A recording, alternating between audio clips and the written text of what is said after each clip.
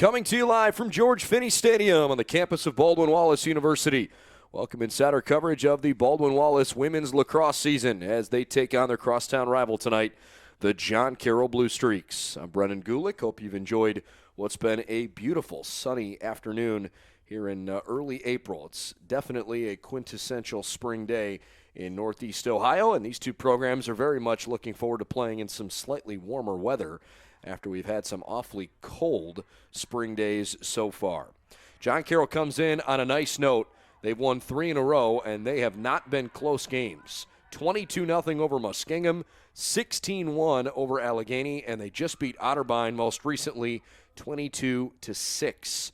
Baldwin Wallace coming off of an extremely high note. They came up with just their second shutout in program history when they beat Marietta this past week, 21-0. So the Yellow Jackets, who are 4-5 and have won 2 of their last 4 games, and that included an overtime loss, they're hoping that things will be a little bit more favorable for them here this afternoon. Yellow Jackets have not lost at home. That's something they feel they've got going for them. 3-0 here at home. Wins over Center, Oberlin, and Allegheny. The victories here at home, but this is the conference home opener. The other conference game for BW was a 20-10 loss at Capital. 3 straight road games for the Yellow Jacket ladies. We'll give you the starting lineups in just a moment. Melissa Weiser, Jessica Seamate, and Mark Dunker are our 3 officials here this evening.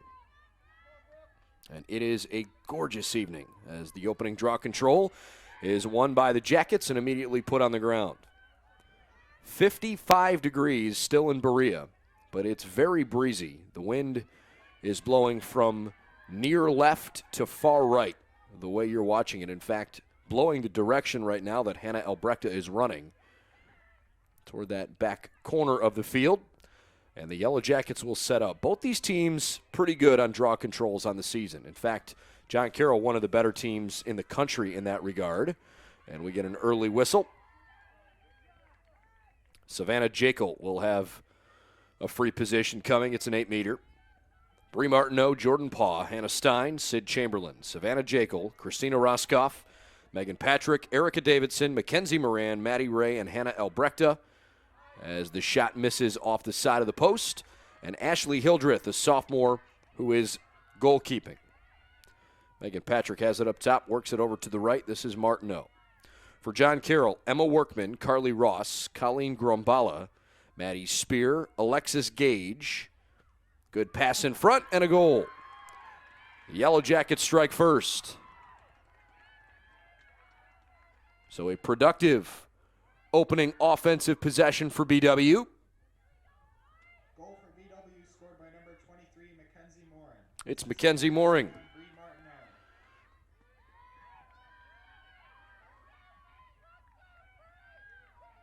So Moran with her first of the year. Let's try that again. First of the game. It is her 5th goal of the season, but a big one for Mac.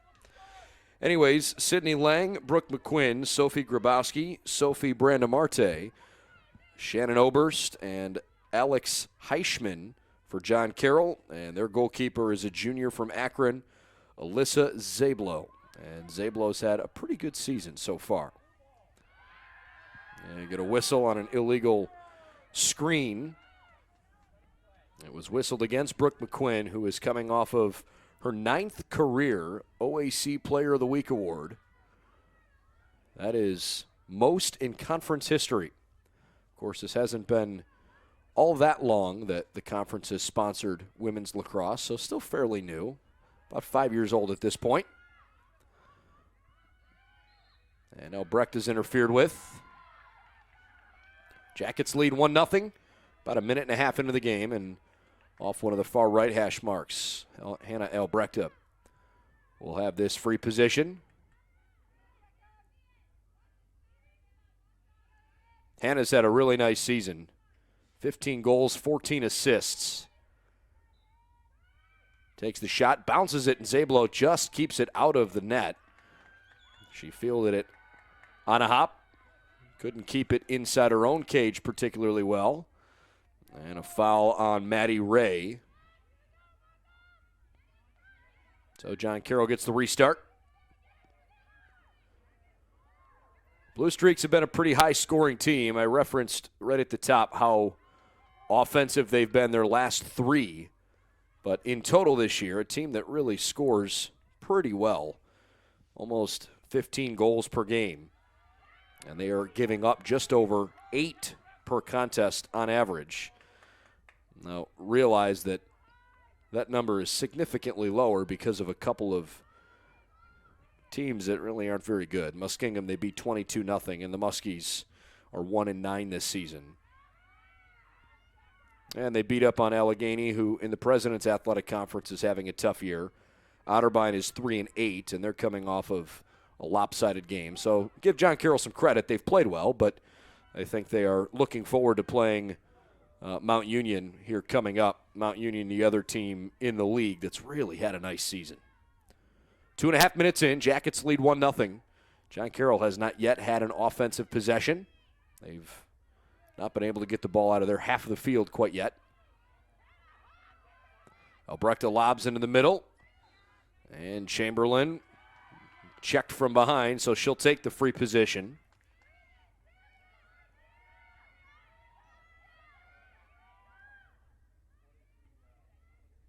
So far, BW 0 for 2 on the 8-meter shots. Defenses are communicating, although BW is maybe a little bit too close to the goal from the behind. Boy, that got knocked out of Chamberlain's stick. But picked up okay by Patrick. Now Albrechta. Nice play and another goal. That time for the Jackets, it's Maddie Ray, the sophomore from Revere, scoring on her old teammate. Alyssa Zablo. So Maddie Ray makes it 2-0 Baldwin Wallace, and a good start for BW as John Carroll calls timeout. The opening couple minutes of the game haven't gone the way the Blue Streaks wanted, so they'll call for a break. 26:50 remaining in the opening half. The Jackets lead it 2-0 on BWYellowJackets.com.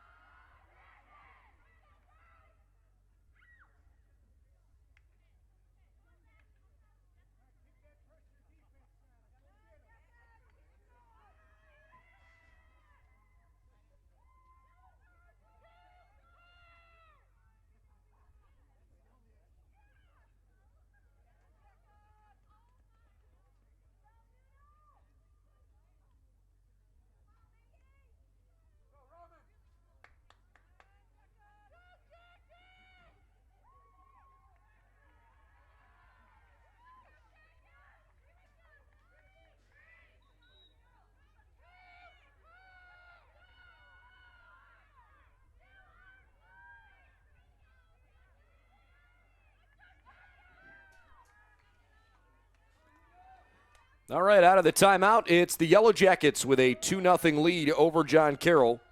26:50 left in the opening half as Brooke McQuinn and Hannah Stein go to the center X. Draw controls so far have gone BW's way. And Stein makes it 3 for 3. Very well done. Also pulled it away from Emma Workman for JCU. So a good start. Look, if you win draw controls, you're going to give yourself a really good opportunity to win a game. And both these teams have been outstanding on the draw throughout the course of the season. I think that's going the other way. Sure is. Good hustle by Alyssa Zablo. Maddie Ray scored that most recent goal for BW. She's been really good and certainly in the conversation as an all-conference pick as the Jackets pick up another ground ball. Ray has scored in every game except for the game the Jackets were shut out on the West Coast when they lost 20-0 at Claremont Mud Scripps out in California. But every other game, Maddie Ray has scored at least once, and she's had a couple of 5-goal contests. She had one against Oberlin and a 5-goal, 1-assist game at Worcester, coming off of 2 goals and an assist in that big win over Marietta. Also saw an early goal from Mackenzie Moran, who has been with this program now for a long time. Missed most of her freshman year with an injury. Played 13 games as a sophomore, started every game last year, and she's been another important piece here as a senior. And she's coming off her most productive game of the year, 2 goals and an assist. She's got 4 goals on the season prior to today, so give her 5 now for the year. So good to see Mackenzie Moran playing well in her final year. Passed into the middle. Good defense, and the shot goes too tall. Stays with BW. Maddie Ray misfires. Shot clock's at 27. Still lots of time here for BW, who's trying to put a little room between them and their rival Blue Streaks early in the game. What a sweet shot by Hannah Stein. Check that. It's actually Brie Martineau. Martineau with the goal for the Jackets. Boy, Alyssa Zablo, of the top 200 goalkeepers in the country at Division III, Zablo was ranked 15th in goals against average. She's only giving up 7 goals per game, but not today. Zablo's been beaten 3 times here in the opening 5 minutes. And it's the Yellow Jackets who are way out front. And again, look, in lacrosse, a 3-goal lead is not substantial. You got to win some draw controls, and you can see teams go on big runs in a hurry. But the Jackets are happy to get off to a good lead. Stein against Workman. And an illegal screen set in the middle on John Carroll. So it goes back to BW as Rachel Dell is not happy over on that far sideline.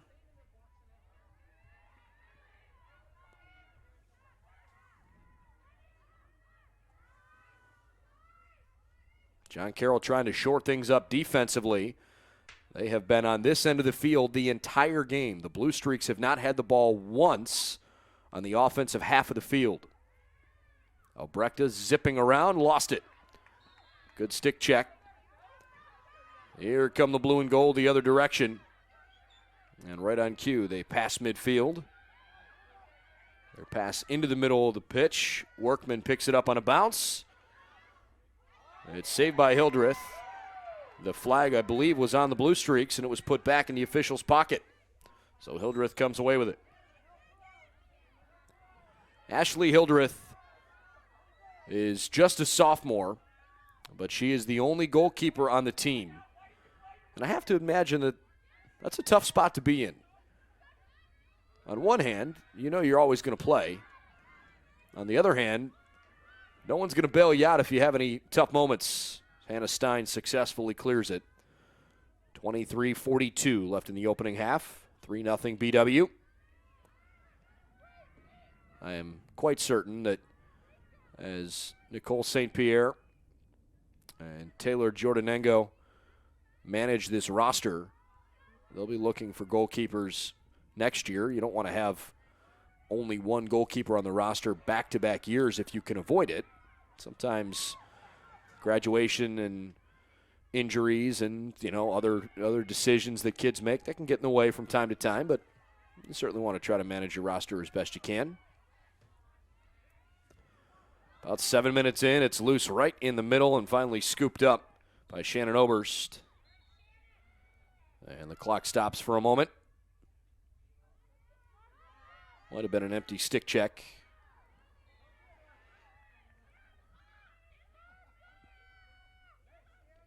So John Carroll's gotten off to a shaky start here on the road.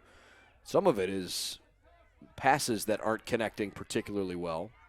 By the way, you can tell the shadows on the field really playing a factor here early on.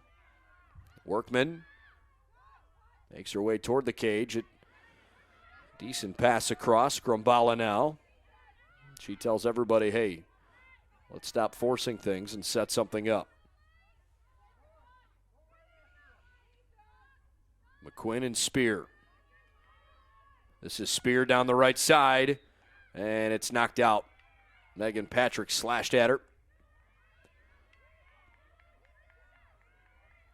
So Spear will have an 8-meter free position. 22-18 on the clock. First real good chance for John Carroll here.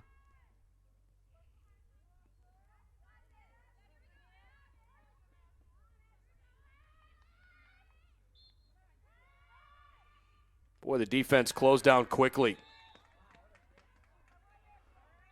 Went out of play and stayed with JCU, but I think there's an injury.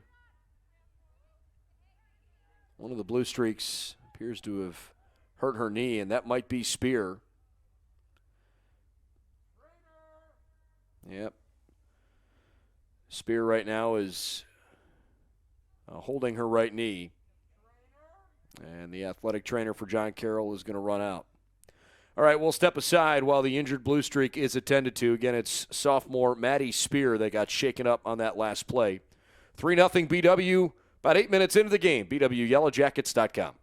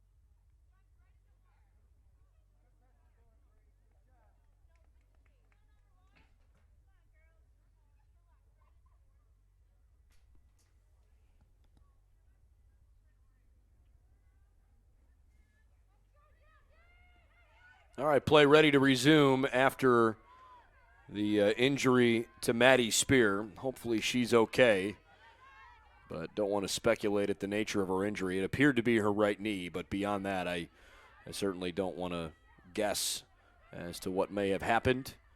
Shot there was just a little wide by Carly Ross, and Hildreth inside the circle is able to pick it up. It was a crease violation, so Hildreth has it anyways.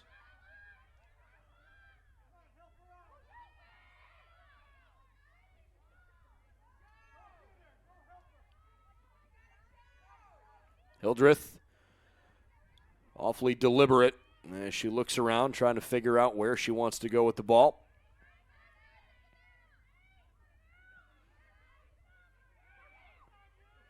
Ashley comes a long way out of the cage, made an accurate pass, but it wasn't handled cleanly. Maddie Ray couldn't catch it. Well, John Carroll started too quickly for the officials' liking.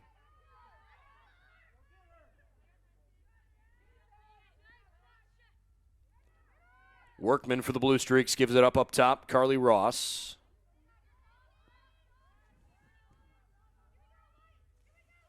Far side, Grombala. Top goal scoring threat. Really good. 29 goals, 10 assists. And at this point, easily one of the best offensive threats in the conference. As another JCU shot goes wide left. Hildreth recovers. Good job by Davidson defensively. Anna Stein able to knock it out of Grombala's stick, but John Carroll will get it with a free position here.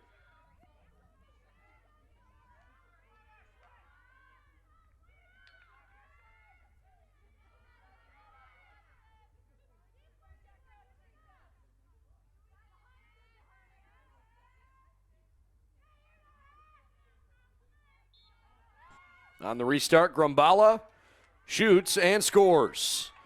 Hildreth saw it go right past the top of her stick. It was a tough save. And Grumbala gets John Carroll on the board. 20:39 left in the first half. And it's Baldwin Wallace 3, John Carroll 1. John Carroll scored by number 7, Colleen Grumbala. Coverage of tonight's contest brought to you by Dan Andrews and Olympic Forest Products, a global recycling company. By Domino's Pizza in Berea. Call us at 440-891-0030, or you can order online, domino's.com. And by the Ohio Education Credit Union. Gain the advantage and build your future today.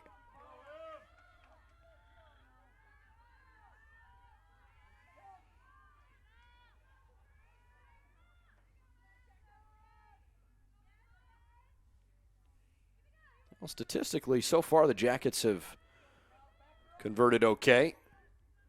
3 goals on 4 total shots, and the draw controls have favored BW in a huge way. All 5 have gone to the brown and gold. The first 10 minutes, BW feeling good.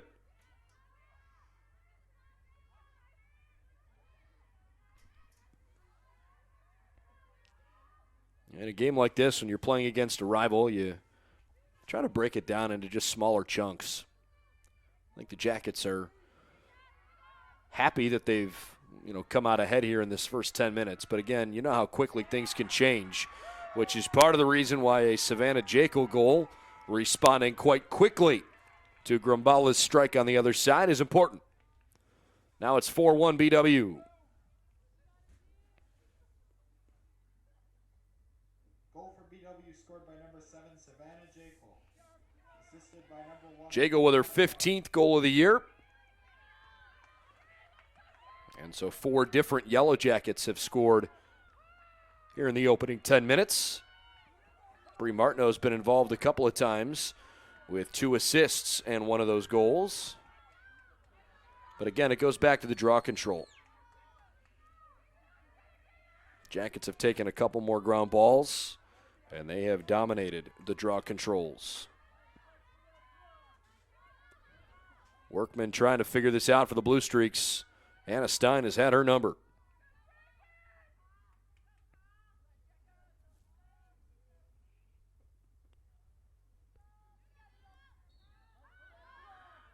Stein threw it right up in the air. Still loose, and the Blue Streaks are going to come away with this one. Good work by Grumbala back into the middle of the field. Megan Patrick there defensively sealing off Workman. And the blue and gold set up. Penetrating the middle, McQuinn pulls it right out.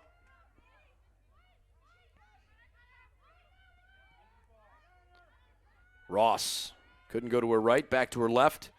Denied there too.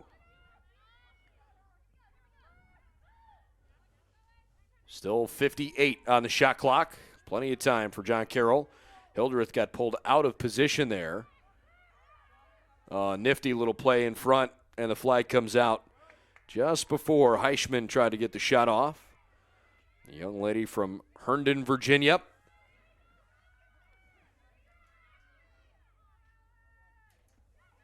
So the free position off on the left hash.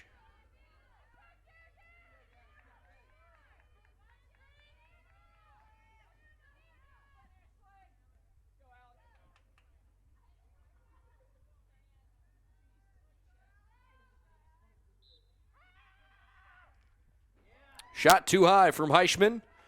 It'll stay with John Carroll. Shot clock does not reset. It's at 44. A lot of the John Carroll shots, while they might be fairly open, for the most part covered pretty well, and none of them have really threatened goal other than Grumbala's that went in. I mean, most of the shots have been well wide of the cage as the Blue Streaks fumble one and can't keep it in play. So John Carroll turns it over. That's their 4th turnover of the game.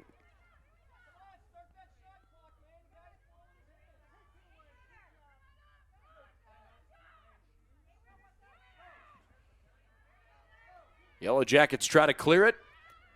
Roskoff, sophomore out of Strongsville High School. And the former Mustang clears it ahead to Mackenzie Moran. So a successful clear for Baldwin Wallace. And Nicole St. Pierre standing over on her far sideline with a fairly content look. I think that's a charge. Yeah, it sure is. Foul on BW.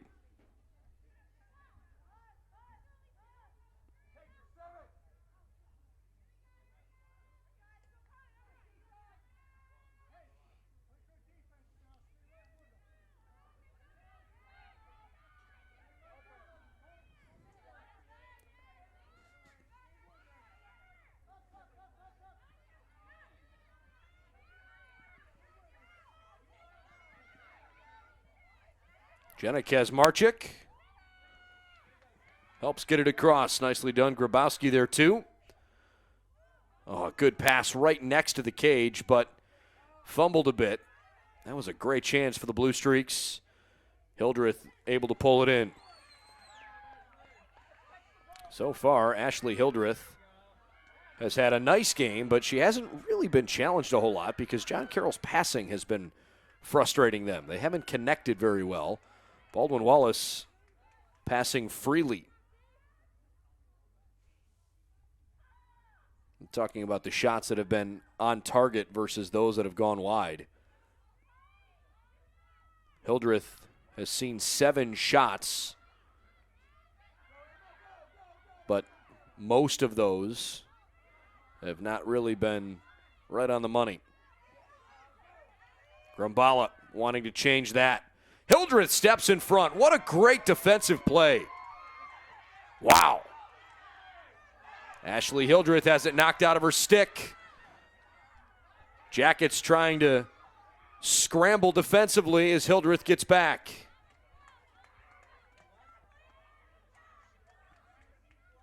Well done by BW to recover. Brooke McQuinn from up top.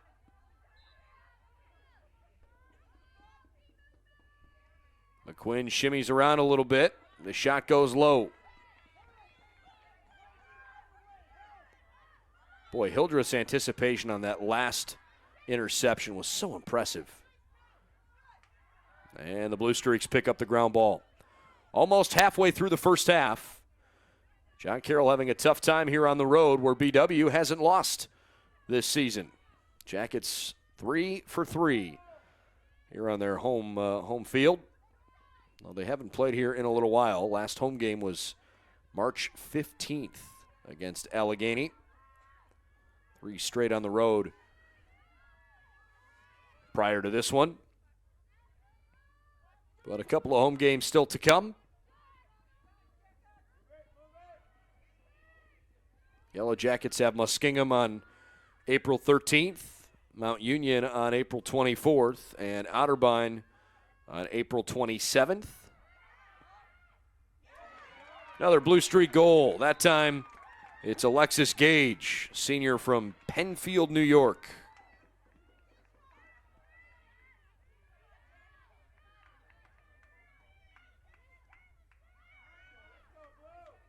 Goal for John Carroll, scored by number 13, Alexis Gage.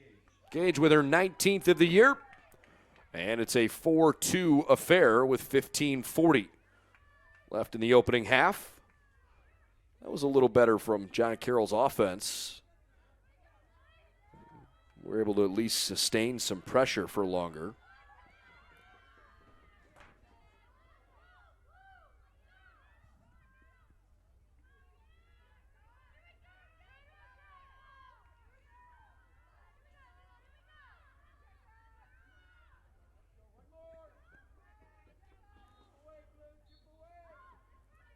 Stein trying to pull it in, and she was boxed out by Grumbala. So Hannah Stein will take control of it. Throw up the field toward Moran. And now Martineau sets up.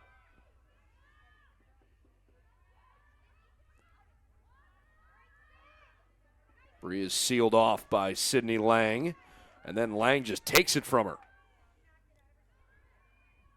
Nice play by the senior defender from Pittsburgh.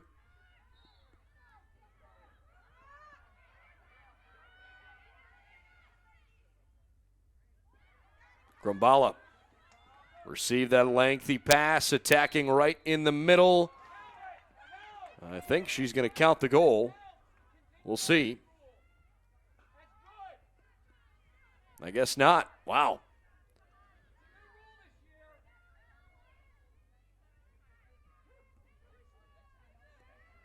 Well, you can hear some of the fans upset. My opinion, that should have counted too, but the referees decided to force the free position anyways. Grumbala shoots wide.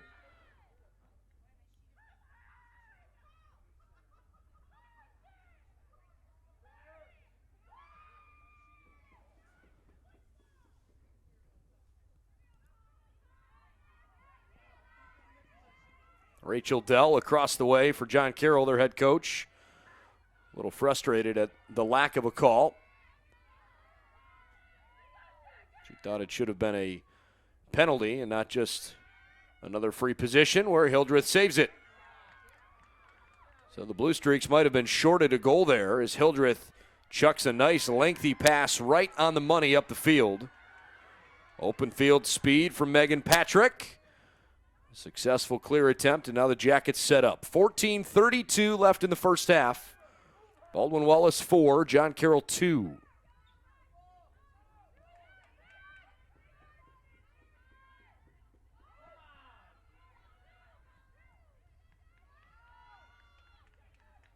Martineau works behind. This is Maddie Ray.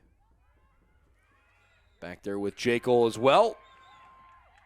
And the whistle blows.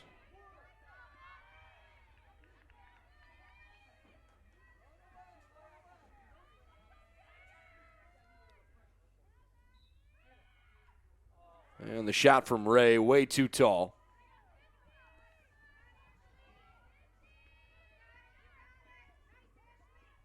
Shot clock still at 45. Moran will restart it.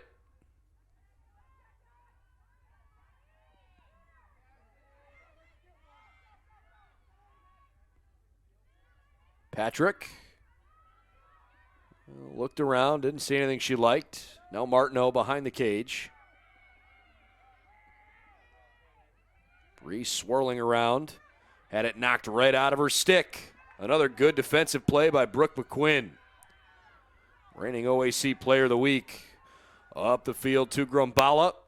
Look at this transition game by the Blue Streaks. Good defense, no real good shot got off. There may have been a crease violation. I guess not. Hildreth almost lost it, but able to keep it out. Again, Ashley Hildreth playing pretty well.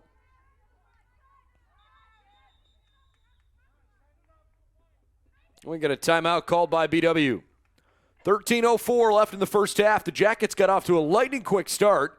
3 goals in the first few minutes of the game. John Carroll is settling in a little bit, though, and has made it more competitive. It is now a 4-2 affair. We'll be back in just a minute. BWYellowJackets.com.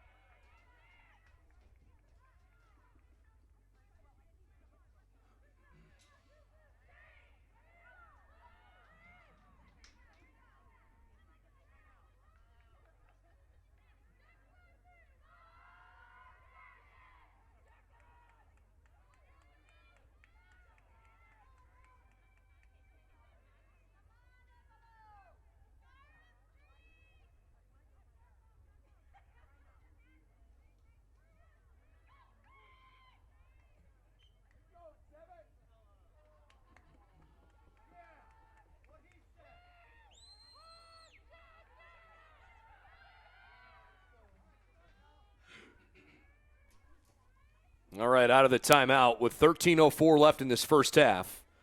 John Carroll coach, by the way, Rachel Dell, had made a comment to one of the officials, and they had also called Nicole St. Pierre over to midfield. It didn't look particularly animated, but the referees wanted to bring both coaches over, and I'm not entirely sure the nature of that, but it seemed as though Rachel was more interested in making her point than Nicole was having any backlash with it. So perhaps it was just a way to get everybody on the same page. Whatever the case is, 50 seconds to shoot for BW. Jackets have a 4-2 lead here on the road. Wind is really whipping around, although I'm not sure it's affecting shots that aren't coming from particularly far away as Albrecht bounces one wide left. But Old Glory is waving in the breeze. At this juncture, the entire field is now covered in the shadow of the building and the press box as the sun sets in Berea. Grumbala picked it up, but she's going to have to come back quite a ways. Oh, great move by Grumbala. And a charge. Good job defensively by BW's Erica Davidson.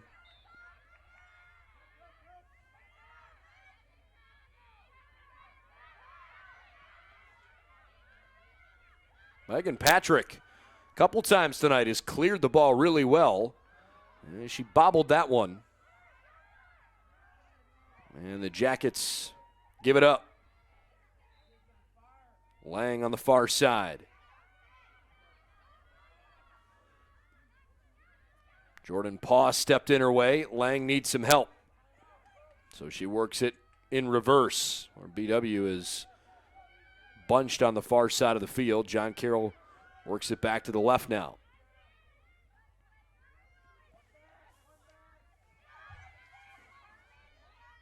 Scooped up by Carly Ross.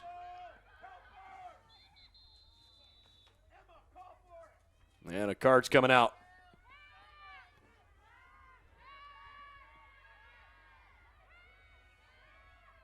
$11-12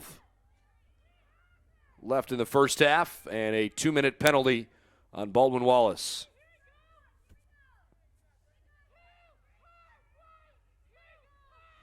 So John Carroll will play with a one-player advantage, and they will reset the shot clock to 90. And off we go. Baldwin Wallace scored 3 goals in the first 5 minutes.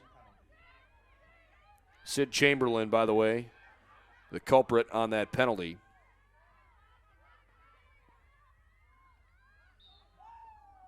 Anna Stein impeded Emma Workman's progress. So Emma with a free 8-meter coming.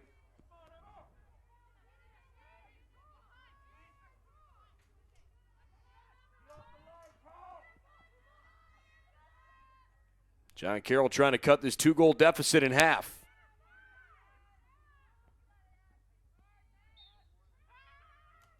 And Workman wisely pulls it out, knowing she's got a strategic advantage. And BW commits another violation.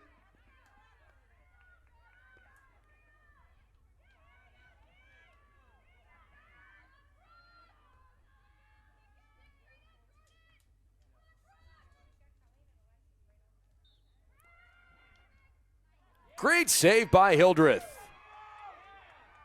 Boy, Ashley is having a fabulous game in goal as we move along here. She's made some big-time stops. This is a pretty good shot by McQuinn, but Hildreth able to save it.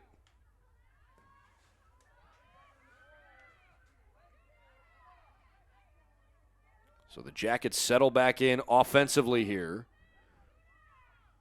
They've got another 60 seconds on the shot clock, and it almost perfectly lines up with that 2-minute penalty on Chamberlain.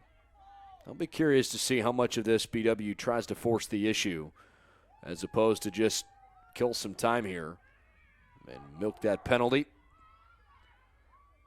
Scoring a shorthanded goal obviously is ideal, but tough to do. Good stick check by Workman. Forces the turnover, but her pass behind Grumbala well off target. That one rolls out of bounds and goes back to BW. Anna Stein wiggles through the defense, and here she comes.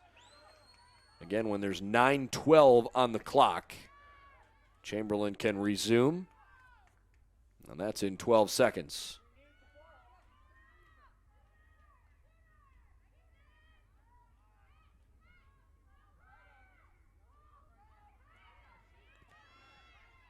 Chamberlain's back. Jackets are at full strength, and they've got an 8-meter coming. Maddie Ray, having scored earlier in the game, trying to make it a second one.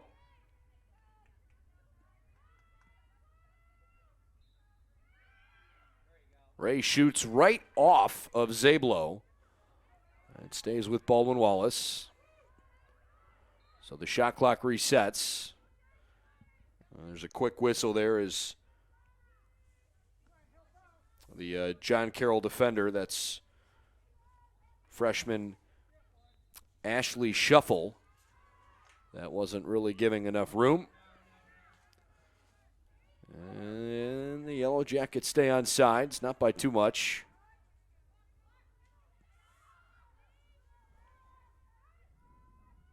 Martineau, great cut. Looking back across the middle, instead behind the cage to Albrechta. 8:40 left in the first half. Jekyll lost the ball right as she found an opening. Picked up by Oberst. And the Blue Streaks couldn't keep it. Now a whistle on an illegal check.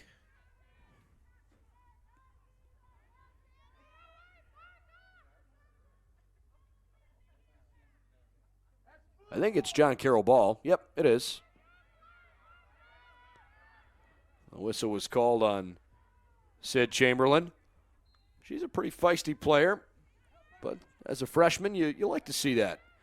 You want your freshmen to be assertive and work hard to earn the respect of their teammates.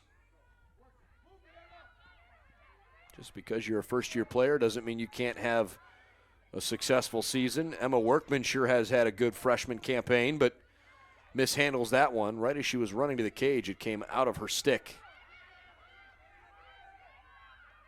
Here come the Jackets. And Jekyll had it knocked out. 7:40 and counting in the first half. McQuinn, great pass. Grumbala scores. Thought I heard a whistle, but they're going to let the goal stand. It's a John Carroll goal. Colleen Grumbala on a great pass from Brooke McQuinn. And it's 4-3.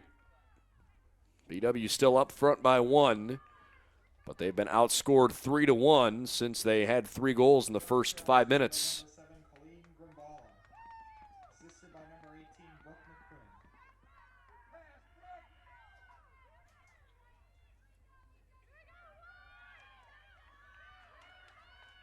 Now, if you're tuning in a little bit late, Baldwin Wallace has done extremely well in the draw controls, and it's helped them build this lead.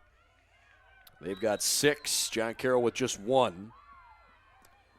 But the Blue Streaks have been much better in picking up ground balls, 14-9, and frankly, they have caused a lot more ground balls. Jackets have been way too careless. 15 total turnovers in this first half, and there's still 7.5 minutes left before the break.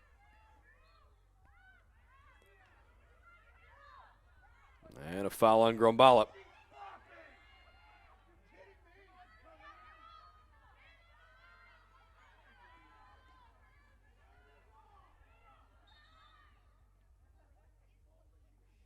I thought Hannah Stein crossed okay.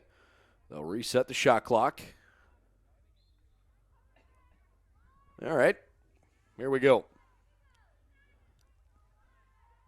So far, so good for Baldwin Wallace against John Carroll. This has been a matchup that at times has been a little tough for the Jackets historically. 2013 was the first year of women's lacrosse in the OAC. Here come those Blue Streaks. Last year, in a game that was played in mid-April, John Carroll came away with a 20-8 victory. 2 years back, the game was played over in University Heights. And it was a BW victory, 12-7 the final. That was a great year for BW. They went 13-4 a couple years back. Good try by Jekyll. Shoots it a little too tall. 6:22 left in the first half. In 2016, John Carroll played here and won the game 17-13. So the last 3 years, the road team has actually won this game. In 2015, the game was at John Carroll and was an overtime game. And the final was 15-13 JCU.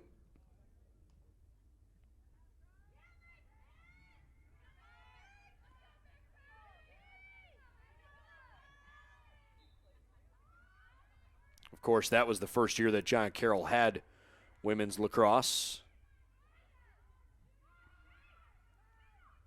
So not a lengthy history between the two, but obviously it's fun to have some conference rivals. Final 5 minutes and change in the first half, and it's been a pretty well-contested game. Jackets got off to a hot start. The Blue Streaks have responded nicely. Still a BW lead, but boy, this JCU defense has gotten awfully tough lately. And they get up the field very quickly. McQuinn passes to the middle. Workman looking. Right back to Brooke McQuinn. Lobs it over. I assume that was a shot from Alexis Gage, but it just didn't come out well. Way off target. And Davidson was bumped. Hold on a second. She's supposed to get some room to work there, and that didn't happen.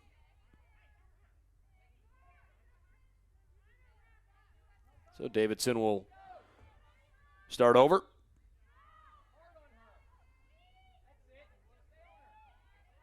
Hannah Stein. Good work back across the middle. Now Jordan Paw. Jordan's pass was deflected and picked up by JCU, then dropped. The Blue Streaks have it. Grumbala, she's a tough player. Makes a good pass ahead. Heischman. Stein is all over her. It was loose in the middle, but there was a cross check as Heischman was passing the ball. So she'll have a free position now that she's back on her feet. By the way, if you joined us late, Maddie Spear, John Carroll sophomore, got hurt about 8 minutes into the game, and she has not returned. Appeared to be a right knee injury. Hopefully she's okay, but we have not seen her back out on the field. Heischman, a couple of fakes, and Hildreth couldn't keep it out. Tied at 4. Ashley Hildreth almost kept it out of the goal, but not quite. It deflected off of her a couple times, and when she turned around, the ball kind of trickled across the line.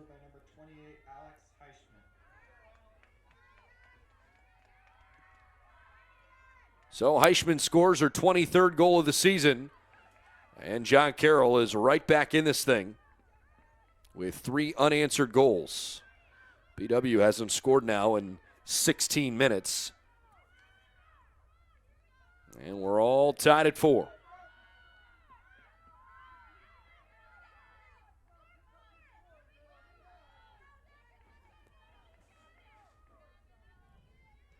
Coverage of tonight's women's lacrosse game brought to you by the Oswald Companies. They'll handle all of your insurance and risk management needs. By Medical Mutual of Ohio, the official healthcare provider of Baldwin Wallace University. And by the Comfort Inn in Middleburg Heights, where your comfort's just a part of the service we provide our guests. JCU takes the draw control. McQuinn had it bumped out of her stick. Right back across the middle, Grumbala with a great shot. Was off the post. JCU recovers. 4-4 tie, 3:40 left in the first half. This is Sarah Solano, who is playing in place of the injured Maddie Spear.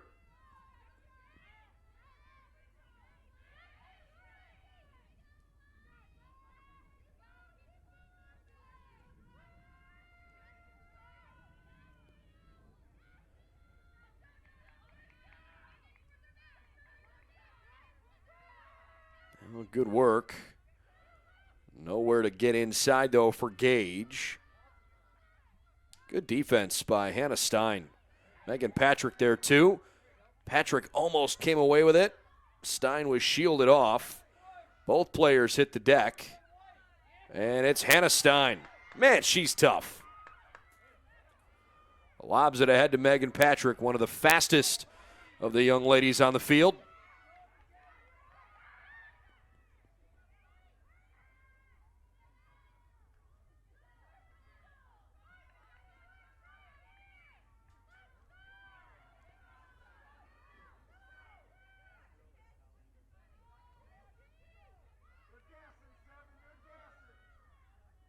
Albrecht up.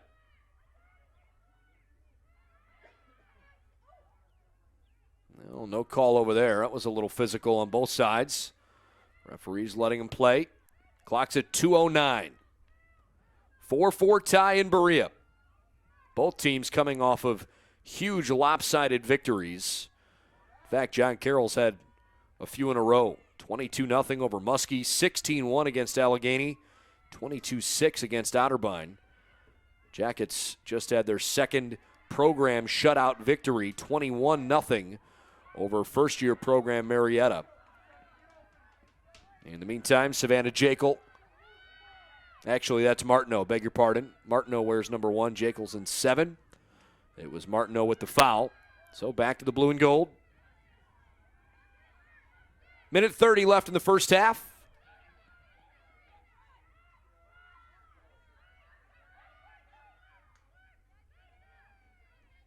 Pretty impressed with Brooke McQuinn here in the first half. I can understand why she's been a 9-time OAC Player of the Week, not just because of where she gets on the field, but her ability to dictate the offense.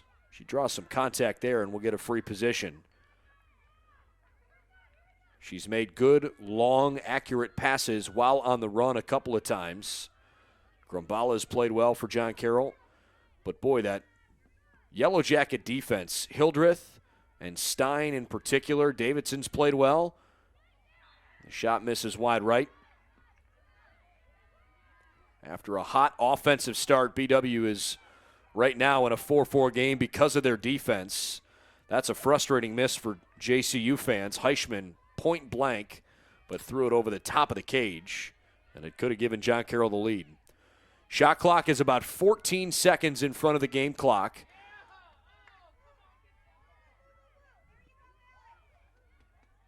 Still with JCU. 24 to shoot. And now 34 left before halftime. Heichman swarmed with the ball. 10 to shoot for John Carroll. Intercepted. Great read by Megan Patrick. 18 seconds left before halftime. Can the Jackets add another? Patrick trying to give herself an angle to shoot. 7 on the clock. Albrechta with 4 to shoot. Hannah spins. 1-0. No shot off for Baldwin Wallace at the end of the half. John Carroll recovered defensively just in time to seal it off. Good game going on between two crosstown rivals. Jackets got off to a hard start, but John Carroll did a nice job coming back to knot things up. We're tied at 4 at the break. You're listening to Baldwin Wallace and John Carroll Women's Lacrosse on BWYellowJackets.com. Back in about 10 minutes with the start of the second half.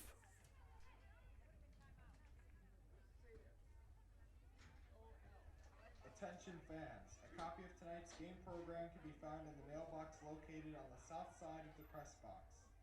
Tonight's women's lacrosse results and all other Yellow Jacket athletic results can be accessed through the BW Athletics website at BWYellowJackets.com. Results are posted within an hour of most athletic events. Tonight's women's lacrosse game is being streamed live with play-by-play by Brendan Golick on the BW Athletics website at BWYellowJackets.com. All home women's lacrosse broadcasts can be viewed on the BW Athletics website.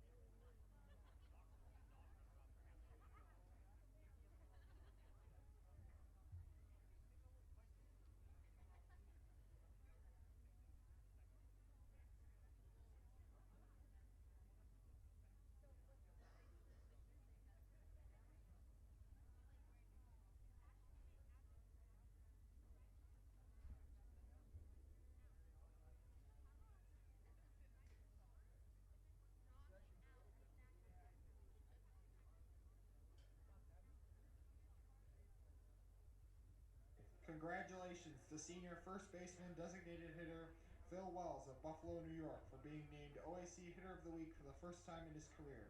Last week he had 2 home runs and had 4 RBIs to lead BW to 2 non-conference wins. Congrats, Phil. Congratulations also goes out to senior All-American sprinter Jordan Leverett of Cleveland for being named OAC Men's Track Athlete of the Week. In just his first meet of the season last weekend, Jordan swept his events, set 2 meet records, and posted the top time in NCAA Division III for the 100-meter dash. Congrats, Jordan. The defending Ohio Athletic Conference champion baseball team returns to action for an OAC doubleheader against Wilmington College on Saturday, April 6th. First pitch is at 1 p.m., while the second game will follow at approximately 4 p.m. The softball team is currently in action against the University of Mount Union in a rescheduled OAC doubleheader. First game began at 3 p.m. over at the BW softball field. The Yellow Jackets will return to action tomorrow, Thursday, April 4th, when they travel across town for an OAC doubleheader against rival John Carroll University beginning at 3 p.m.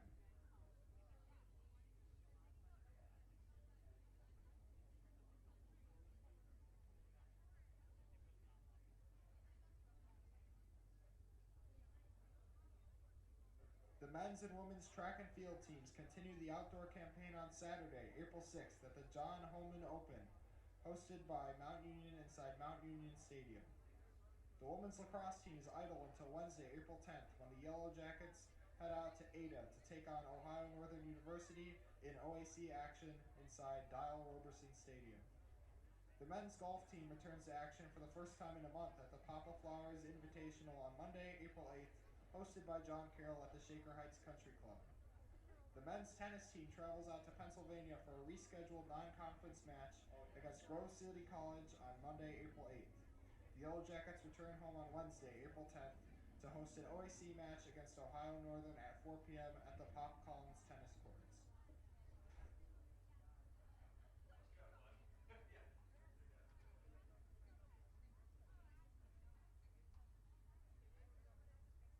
The women's golf team next competes on Saturday, April 6th at the John Carroll Spring Shootout at the Country Club of Hudson.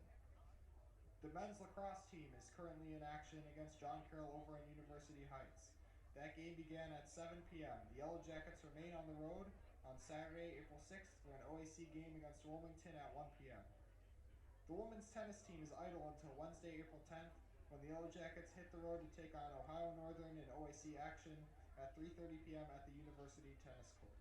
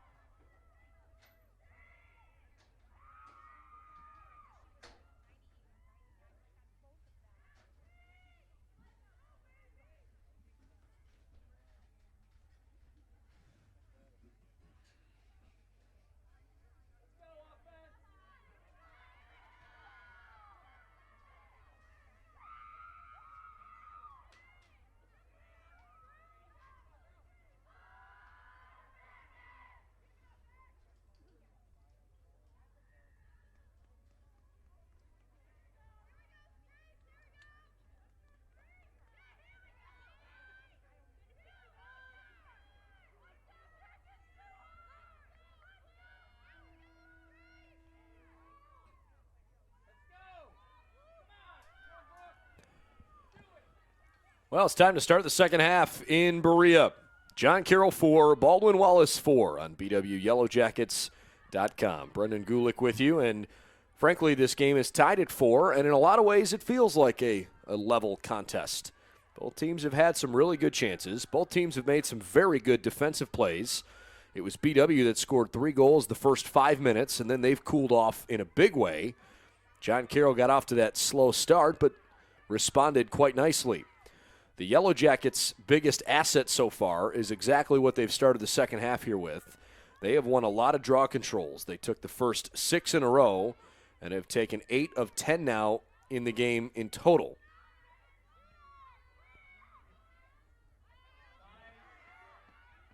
Nice interception, and then a foul on Maddie Ray. I think Ashley Hildreth has played quite well for Baldwin Wallace.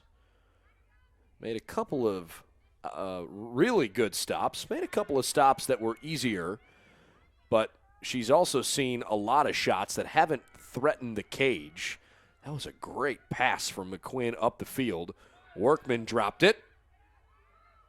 Ground ball picked up by the Streaks, and they'll settle in offensively here.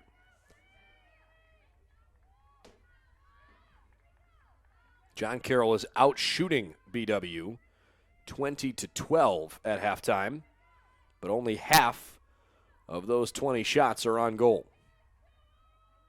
And 4 of the 10 have gone in, so 6 saves total for Hildreth. That's pretty good in the first half of a game.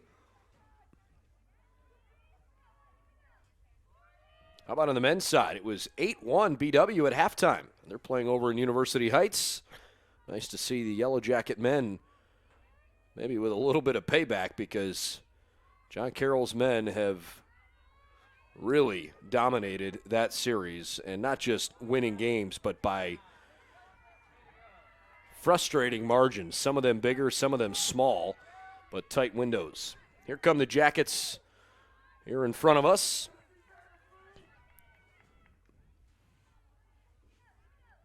Goals in the game so far: Mackenzie Moran, Bree Martineau, Savannah Jekyll, and Maddie Ray for BW.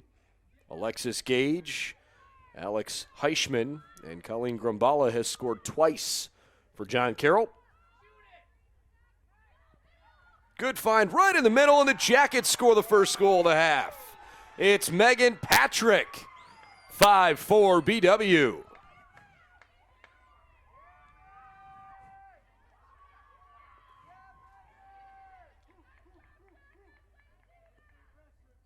Well executed. Good pass to an open spot. And a nice finish. In the meantime, if you did see it, or even if you didn't in the first half, John Carroll's sophomore midfielder Maddie Spear had injured her right knee about 8 minutes into the game, and she was unable to put any weight on it at all as her coaching staff helped her off the field. I can see Maddie sitting on the turf across the way. She's not on the bench, but she's sitting on the turf right behind the team.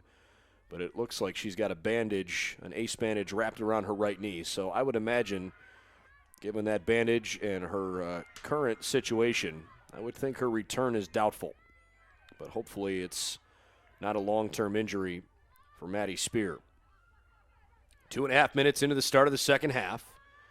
And the Jackets, who hadn't scored since the 20-minute mark of the first half, got back on the board there from Megan Patrick with her 15th of the year.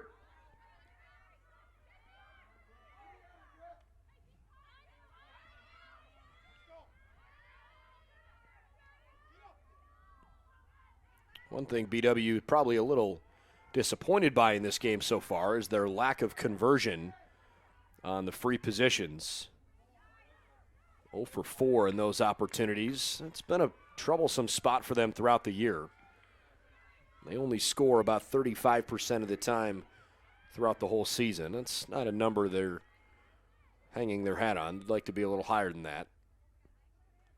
Meanwhile, Grumbala, who's helped John Carroll in a big way tonight, takes a soft shot. You know what? That was actually, I think, maybe Brittany Pritchard. Regardless, Megan Patrick dumps it over to the side. Ray ahead to Martineau. Rattled it off the bar. Scooped up by Albrecht. 26-34 left in regulation. Baldwin Wallace 5, John Carroll 4. Again, the road team has won this game the last 3 years in a row.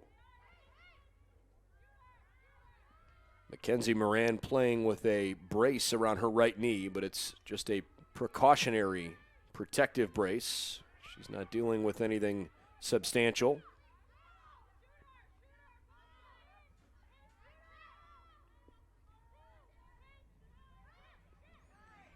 Passed into the middle and intercepted. There go the Blue Streaks up the far side of the field. Workman looking over both shoulders. Successful clear. Boy, some real speed into the middle of the crease. Shot misses wide left. That was quite notable. Alexis Gage, outstanding work.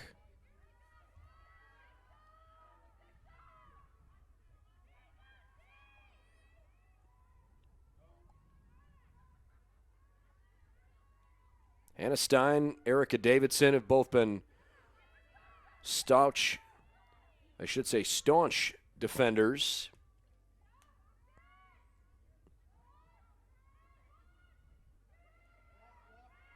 Grumbala denied. Great stick save.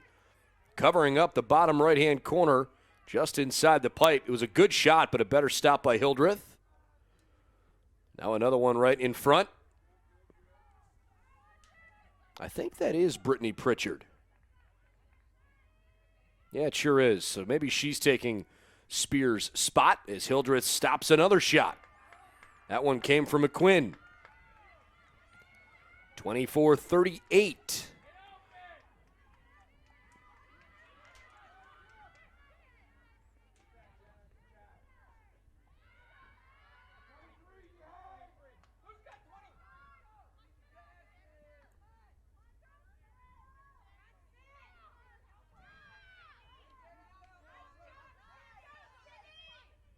Martineau bothered quite a bit.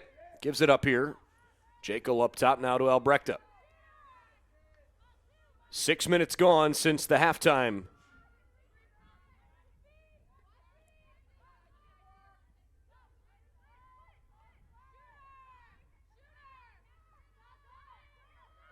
Jekyll looking toward the middle. Patrick on a bounce.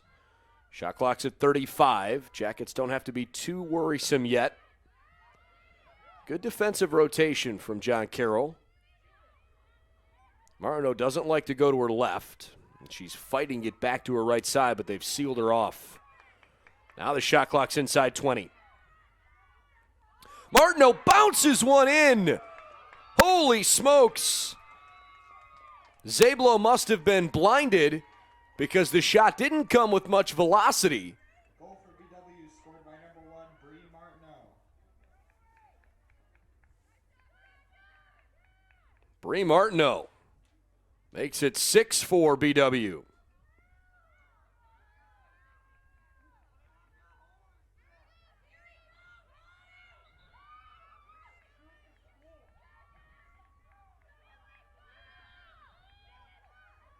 Timeout, John Carroll. 23-26 left in regulation, and the Blue Streaks on the road struggling. It's BW out front, 6-4 on BWYellowJackets.com.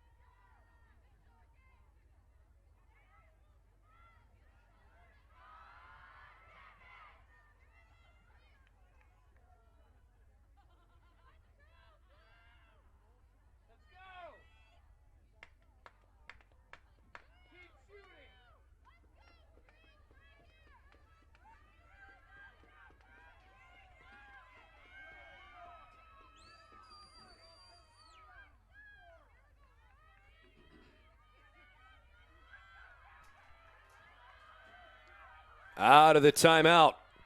Baldwin Wallace 6, John Carroll 4. Still a good chunk of this second half left at 23 minutes, 26 seconds. But the Yellow Jackets right now in a pretty good spot.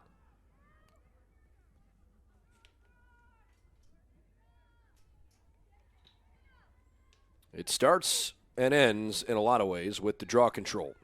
And tonight, Baldwin Wallace has been fantastic in getting possession off the drop.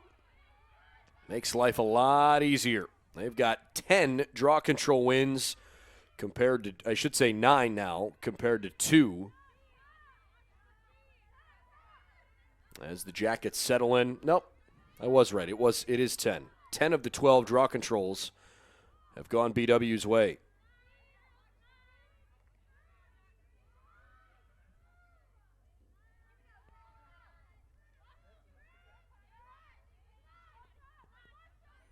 Near side, Matty Ray. Martineau looking around.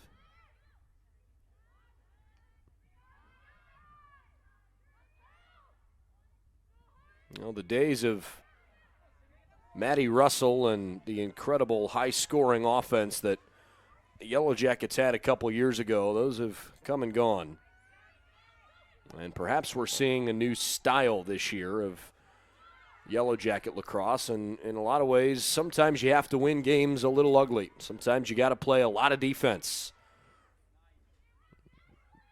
We've had some pretty high-scoring goal games, but many of those have been against inferior competition. Again, you look at a program like Marietta, they've literally just launched a program, and it's going to take a while for them to garner some talent.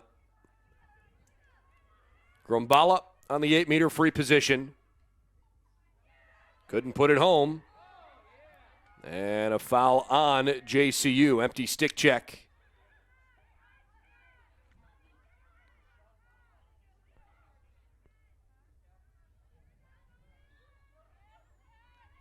Stein lobs it back where it came from.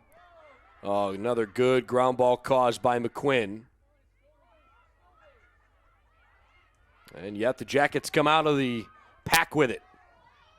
Sid Chamberlain. She lost it. Grumbala on the far side, pestered by Jekyll.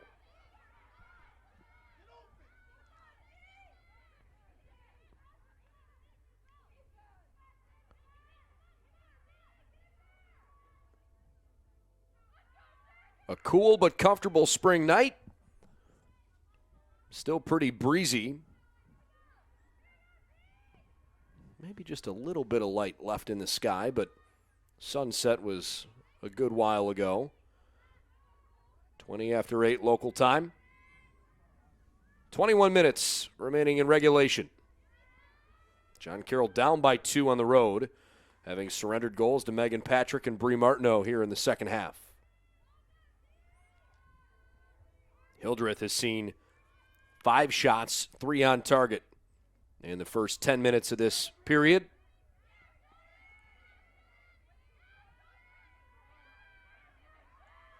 Good work by Jordan Paw. Brittany Pritchard didn't have any opening. Oh, John Carroll sneaks in a goal. I mean, you want to talk about a ball that barely goes in the net, and Hildreth just flat out can't believe it.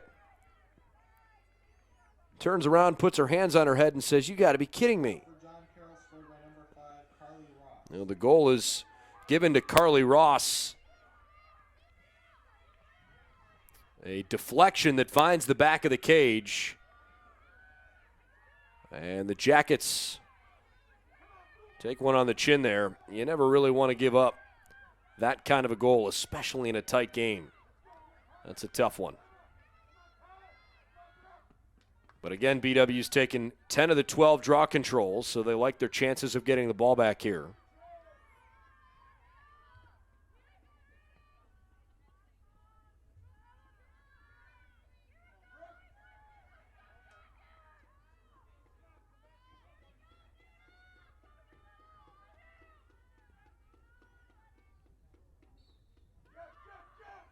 Ball sent up into the air. And it's going to go to John Carroll. Grumbala.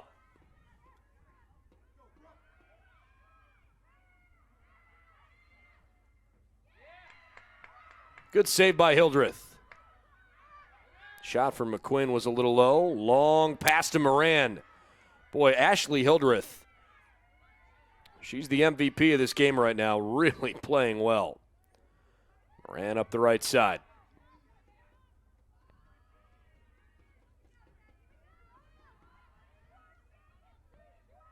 (6-5) Yellow Jackets. 19:40 left in the game.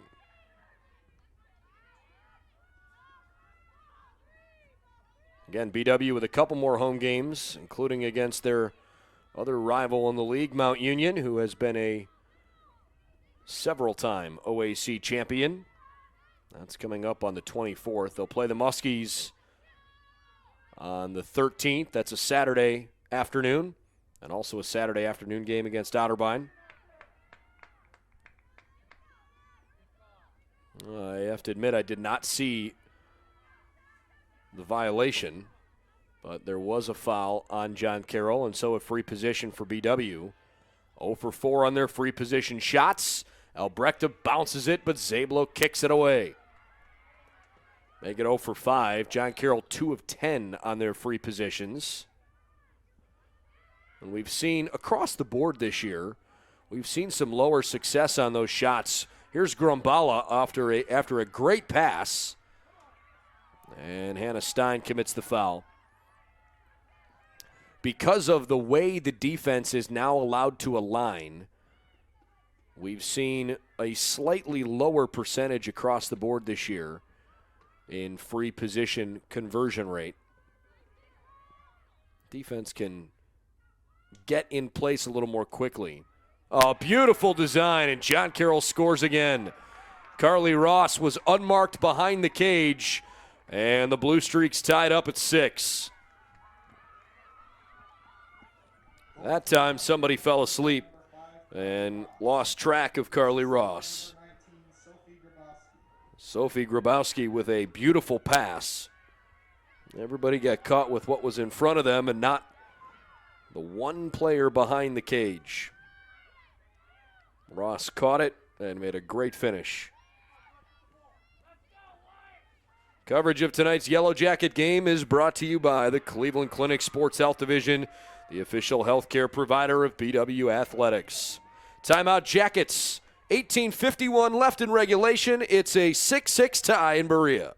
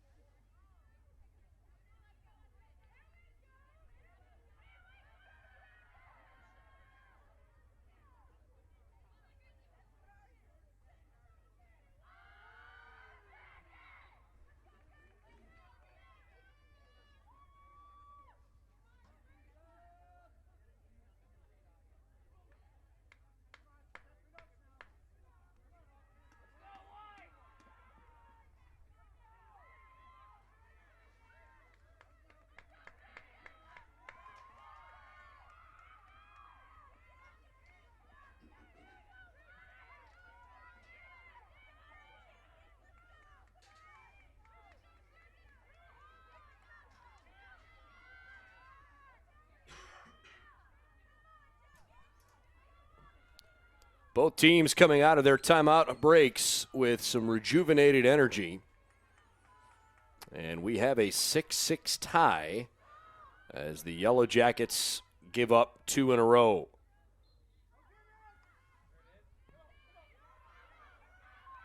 Grumbala had it knocked away from her illegally.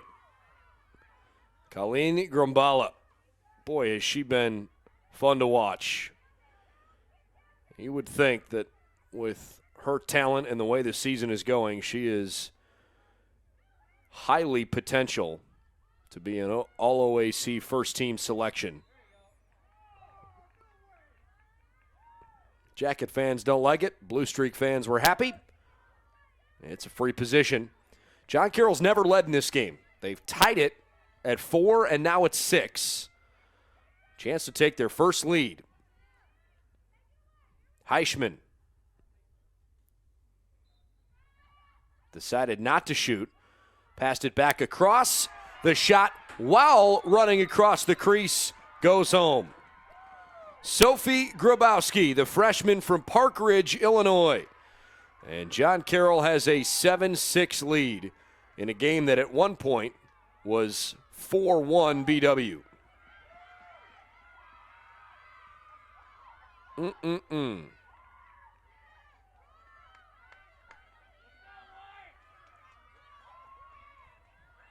All right, so some adversity now for the Yellow Jackets. We'll see how they respond.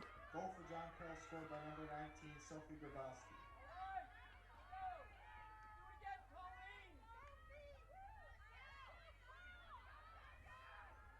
This is the first draw control all game that Hannah Stein isn't taking. Interesting. Stein is on the outside of the circle. This will be Maddie Ray taking the draw control. She flings it over toward Martineau, who picks it up nicely. So a good job by the team and the coaching staff for BW making an adjustment, and it worked out in their favor.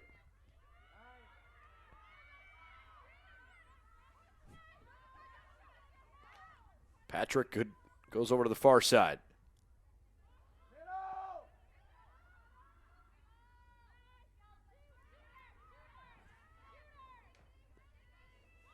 Jackets will settle in.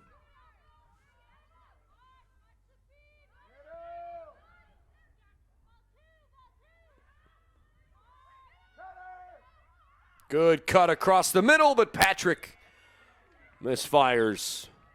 Boy, she had a point-blank shot.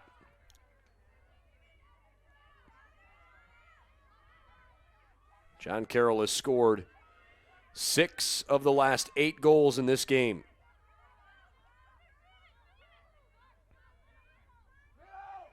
Martineau. She got her 26th of the year a little earlier on. Picked up by McQuinn, who just outruns the defense. Checked from behind by Maddie Ray.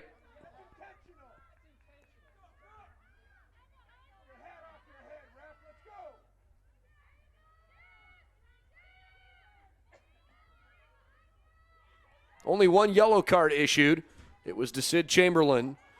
Well, that deflected pass was still caught by McQuinn. I bring up the yellow card because I think BW may have gotten away with one.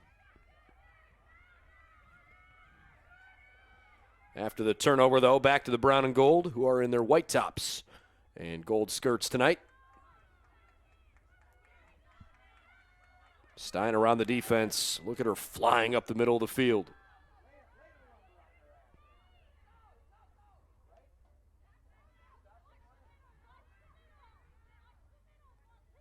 Well done. Good successful clear. Clock's at 16:14.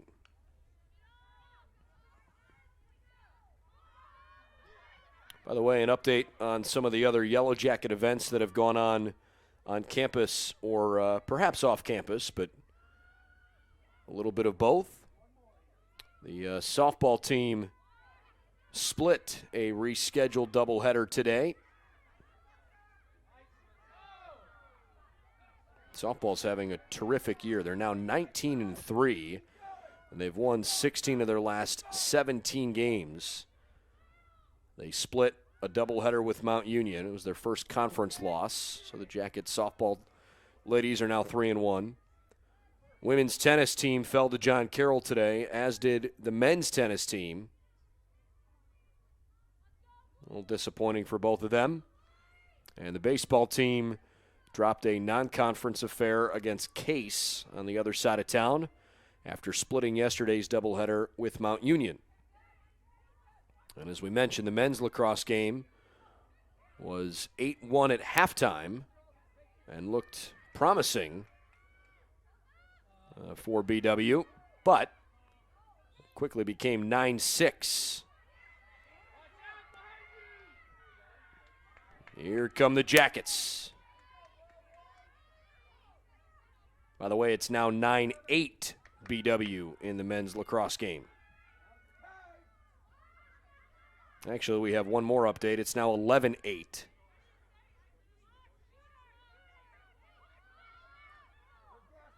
So a quick couple of goals for BW has pushed it from 9-8 to 11-8. We'll see if the Jackets can hang on the far side of town. Clock's rolling now inside 14:20 left in regulation. John Carroll leading 7-6.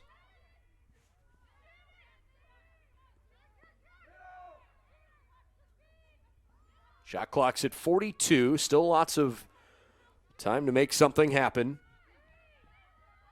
Moran, good pass behind the cage. Patrick. She was covered tightly. I like the way Sydney Lang plays. Albrechta wanted to let it go, and she got held up, earning the free position.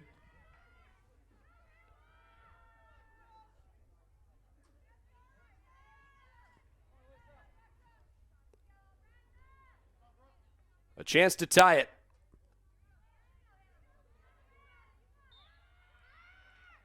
And Albrechta is denied. It did not stay in Zablow's stick. She chested it up, picked it up in the crease. Then they work it back up the field as Hannah Stein and Colleen Grombala went one-on-one. Nobody covering McQuinn. They seal her off. Brooke goes back to her left, dumps it in front, and Hildreth pounces on it. Good play by the Jackets defensively.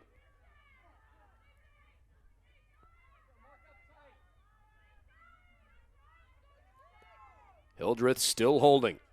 13 minutes to go.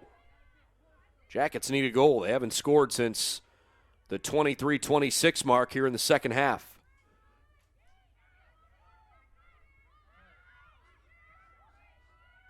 In both cases, the Yellow Jackets came out of the half very quickly. 3 goals the first 5 minutes in the first half.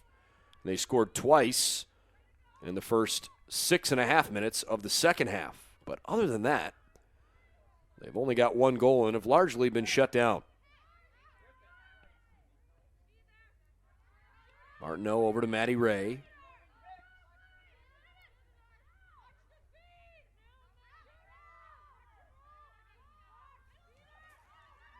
Maddie lobs a touch pass toward Albrechta cutting across. And then she dropped it. Back to the blue and gold. Zablow sideways shuffles it out. Here comes Lang. To McQuinn. Brooke holding, drawing a double. Flings it back across the middle, intercepted. Jordan Paul was there to step in front. Paul gave it forward. A real chance to tie it up. They wave the goal off and award the free position. So Brie Martineau will have a chance, even though she had scored after the whistle.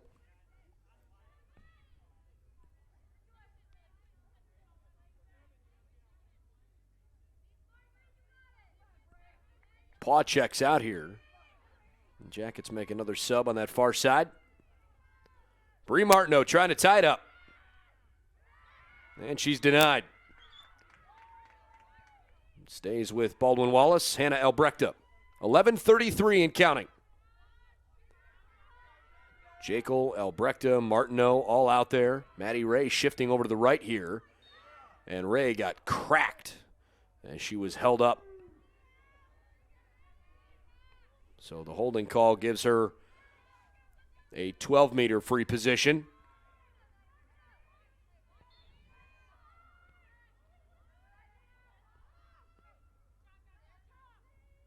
Moran back to the left side here. And Albrecht up. Jekyll. Sid Chamberlain.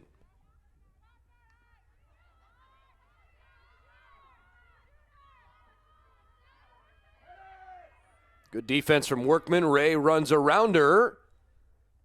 Missed the shot. And it goes back to JCU. Sydney Lang with that great speed outran the Yellow Jackets. Lang in trouble. Flings it ahead. Almost turned it over. Stein didn't catch it cleanly. But Hannah picks up the ground ball anyways. Great work by Hannah Stein, and now the Jackets a full frontal attack. Beautiful check by McQuinn. She bangs it out of her stick. Wow. John Carroll's defense saved their butts again. That's twice the Blue Streaks put themselves in bad spots, and the defense recovered nicely. Well, it's late enough in the game here that it's worth bringing up. This is a John Carroll team that has had a great season. It's 7-2. Their 2 losses are to a Roanoke team that is very good, as Megan Patrick shoots and scores. Tying the game at 7. Megan Patrick. Big goal. Her 16th of the season and her 2nd of the evening. John Carroll's other loss is to Worcester, and at the time, Worcester was undefeated. And I have a hunch that perhaps the Blue Streaks weren't quite as locked in at the outset of this game as they should have been.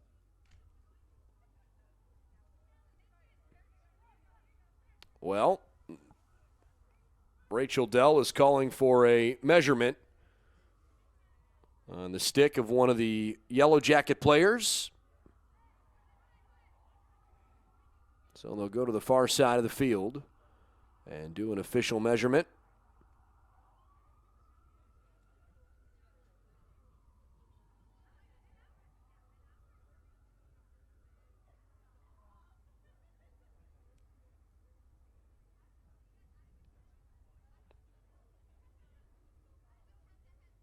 It's always a tense moment for both coaching staffs.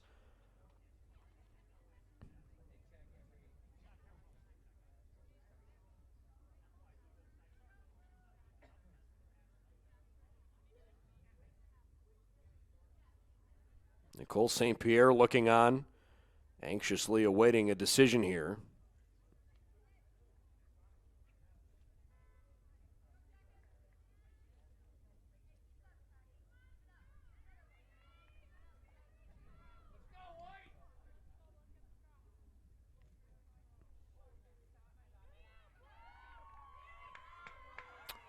Well, the goal is good. So the game is tied at 7.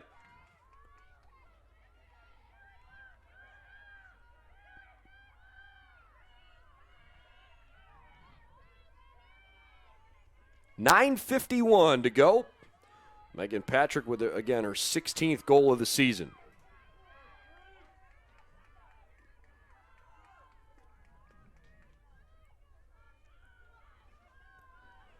Draw controls have been dominated by the brown and gold, and it stays that way. Martineau in trouble, bobbles it. Ground ball scooped up for just a second and then knocked free once more. BW has it, and finally it was Megan Patrick that was interfered with. Good toughness from the Yellow Jackets in the midfield. That's been certainly one of their more impressive features of the night. Maddie Ray lost it Patrick scoops it up. 9:15 and counting.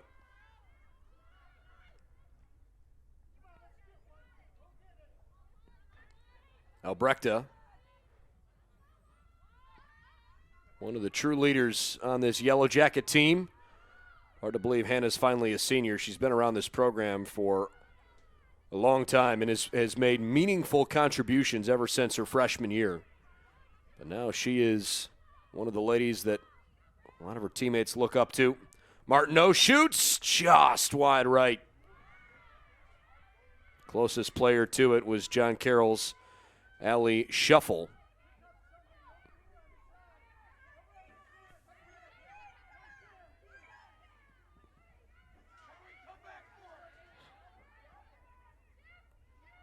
On a bounce across, 8:26 and counting. Tied at 7. Long pass ahead. John Carroll's made a couple of those that have been pretty good. Pritchard on the far side. Freshman pressed into some big minutes. She's only playing in her 6th game of the year, and a lot of it's because Maddie Spear got injured 8 minutes in. Blue Streaks trying to track down Megan Patrick, and they can't. Low pass handled cleanly by Jekyll. Brooke McQuinn on her hip the whole way up the field.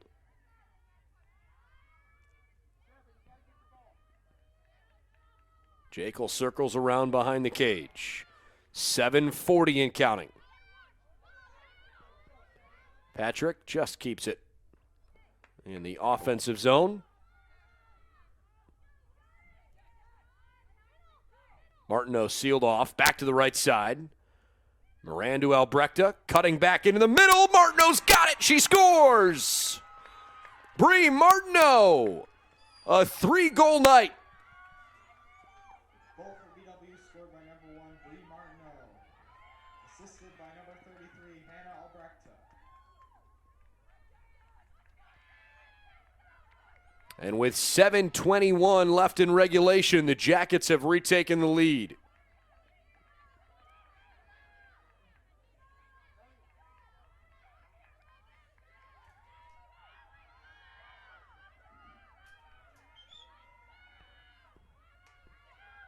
Baldwin Wallace hasn't scored on any of their free position shots, and they've turned it over 26 times. But they've controlled 12 of the 16 draws, and it's made a huge difference in the amount of time they've possessed it tonight. McQuinn tried to win the draw, flung it back toward the middle where Hannah Stein scoops it up. BW is putting on a clinic at the center X.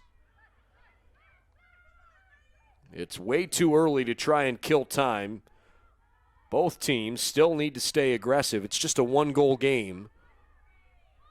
But back-to-back unanswered goals by Megan Patrick and Bree Martineau within about 2 minutes and 30 seconds of each other. Savannah Jekyll adds another. 9-7 Jackets.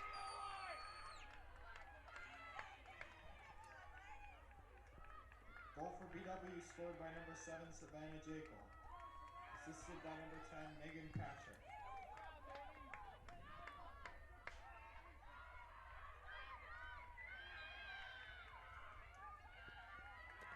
Timeout, John Carroll.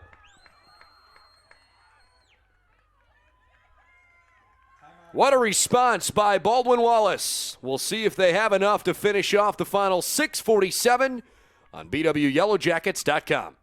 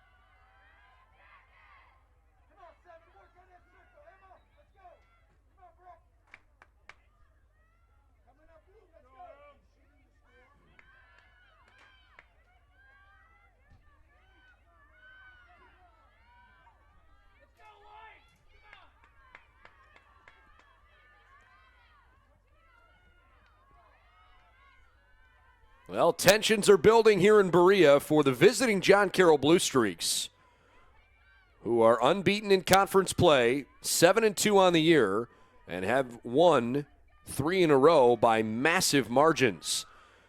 But the Yellow Jackets are on the verge of perhaps their biggest win of the season. Baldwin Wallace 9, John Carroll 7, with 6:47 left in regulation. The draw controls have been dominated by the Yellow Jackets. Bree Martineau picks up another.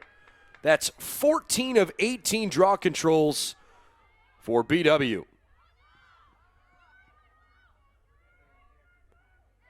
Megan Patrick around the right side.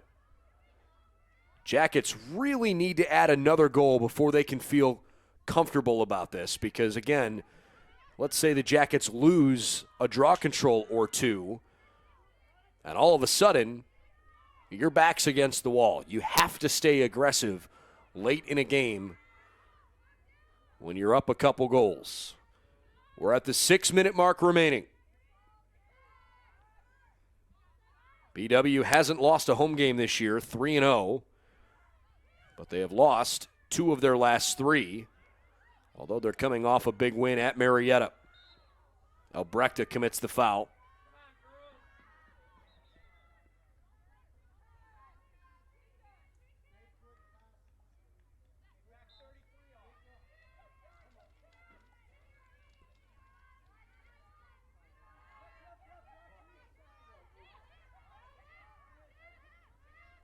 JCU passes near side, Shannon Oberst. A good try knocking it free by Maddie Ray, but unable to do so. Look at McQuinn tiptoeing that sideline with Jekyll all over her. Great footwork. Blue Streaks down 2. Here she comes. Hannah Stein causes a ground ball, and she scoops it up. Well, I said it about Ashley Hildreth early. As the game has progressed, it's more true of Hannah Stein. She's been the MVP of this game. Extremely impressive game from Hannah Stein on the defensive end. She's been the key in the draw controls. She has played extremely hard defensively.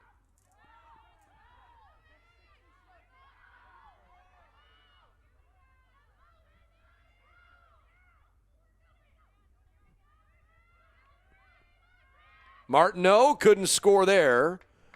Zablo with a nice save. 4:22 and counting. And now with a 2-goal lead and possession. Well,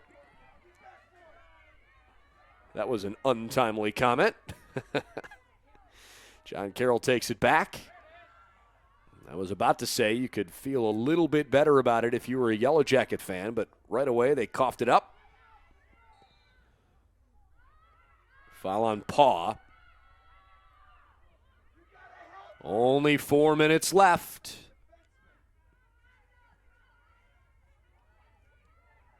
Blue Streaks trusting Workman, rolling to her right. Patrick on her hip, and a whistle.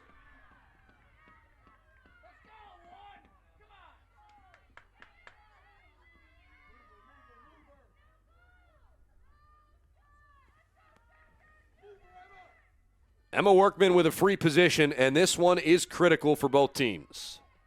Hildreth needs a save here for BW. Workman decided to pass it across. McQuinn couldn't pull it in. The pass was a bit high, so they give up the big opportunity. McQuinn spins back into some space, had it jarred free by Stein. Hannah Stein is playing incredible. 3 minutes and 28 seconds. The shot clock's at 38. Dumped into the crease. Everybody vying for it. Hildreth is there. Most importantly, keeps it out of the cage, but nobody really had good possession. Here's Carly Ross. They do get a fresh shot clock. Ball must have hit the post. 3 minutes to go. Jackets lead by 2 over John Carroll. Tough shot across, rattles off the bar. Hildreth couldn't flip the stick over to get there. It was a great shot by McQuinn. 2:45 and counting. Batted down defensively. Good play by Christina Roskoff.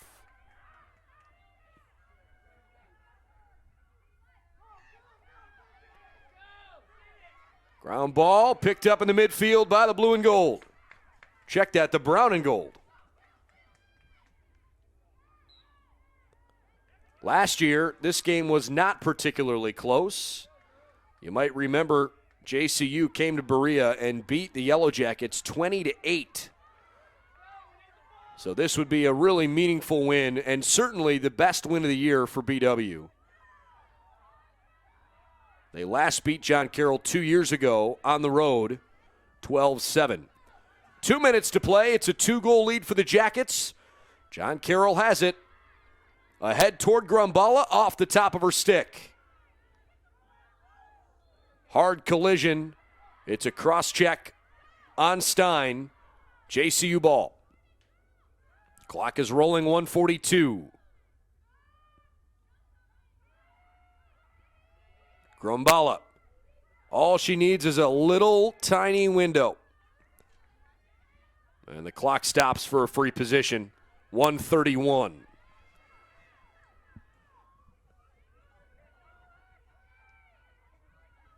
So Colleen Grumbala, as Hildreth uses her stick to crack both sides of the cage. Grumbala bounces it in. Ran to her left, started to come back to her right, and she bounced it into the bottom left corner of the cage. So with just 1:27 remaining, it's a 1-goal game. BW 9, John Carroll 8. And Nicole St. Pierre, far side for BW, the head coach, clapping her hands together, trying to rally her team's mentality. They still have a lead here.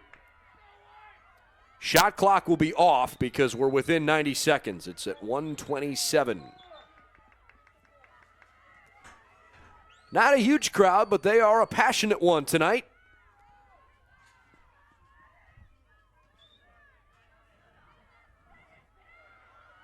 Jackets have controlled 14 of the 18 draws. Not Hannah Stein on this one. Maddie Ray against Emma Workman.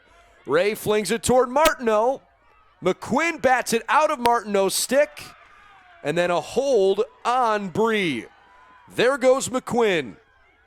1:16 and counting. John Carroll with the ball, down by a goal. They throw it across the face. I don't think anybody touched it. It's a turnover. Wow. A costly mistake by John Carroll. I'm not sure why McQuinn wasn't more aggressive there.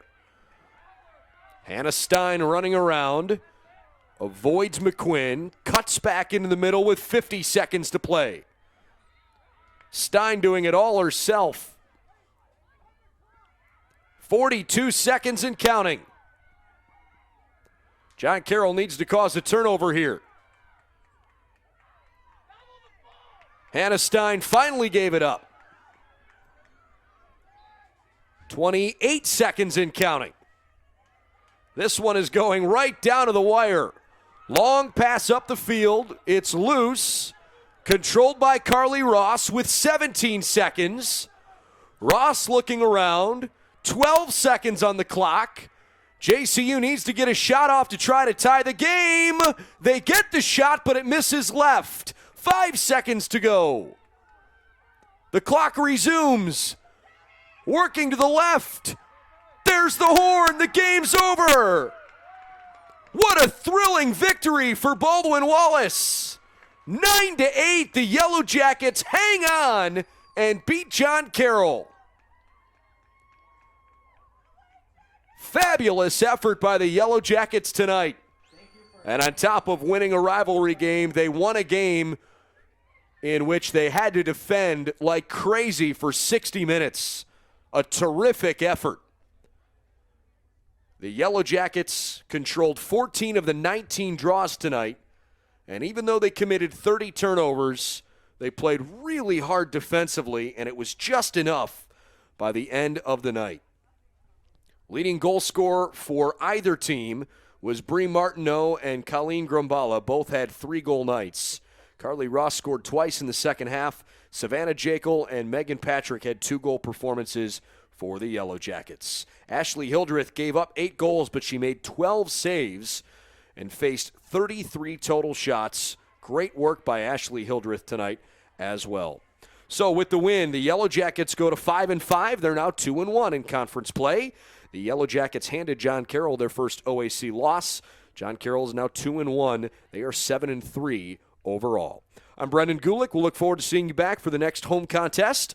On the men's side, it will come up on Wednesday this upcoming week when Ohio Northern comes to town. On the ladies' side, their next home game is on Saturday. It's a 1 o'clock game against the Muskies.